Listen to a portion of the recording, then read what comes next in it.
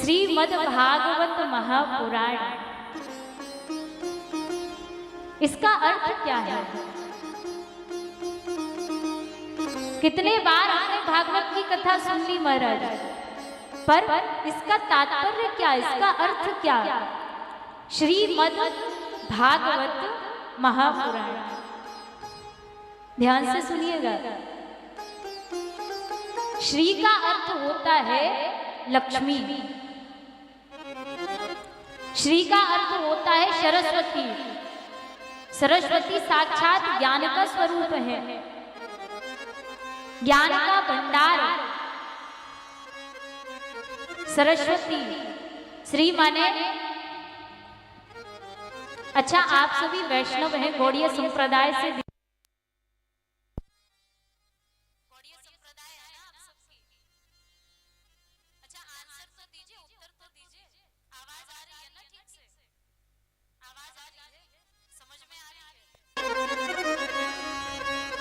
तो हमारी रामानुज संप्रदाय में जो हम अपने माथे पर तिलक धारण करते हैं ना, हमारी रामानुज संप्रदाय है, तो माथे पर जो हम तिलक लगाते हैं इसे हम श्री बोलते हैं। श्री माने लक्ष्मी, श्री माने सरस्वती। और वृंदावन कितने लोग गए हैं, जरा हाथ उठाइए। बस जितने लोग गए हैं महाराज, बड़ी सुंदर बात है, और जितने नहीं गए हैं जरूर जाइए। कहा जाता है महाराज,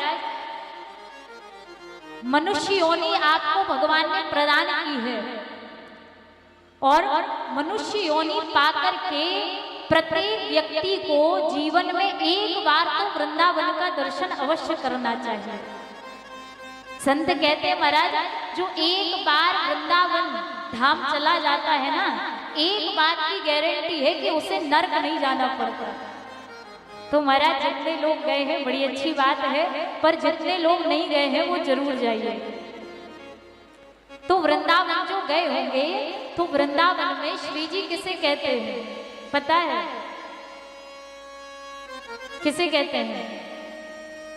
श्री कहते हैं हमारी राधा रानी को, कहते हैं ना श्री जी। तो श्री माने राधा, और श्री राधा रानी साक्षात प्रेम का अवतार है, प्रेम की मूर्ति है। श्री माने प्रेम, जिसका जो भाव हो उस भाव में श्री को स्वीकार करे। मद, मद का अर्थ होता है भंडार, ज्ञान का भंडार, प्रेम का भंडार। मद भागवत, भागवत का बड़ा सुंदर अर्थ है महाराज। भा माने भक्ति, गा माने ज्ञान, वा माने वैराग्य, और ता का मतलब त्याग। भक्ति, ज्ञान, वैराग्य और त्याग, भागवत। और पुराणों में तो महाराज कितनी सुंदर भागवत जी की महिमा का वर्णन किया गया है। क्या? भाष्यते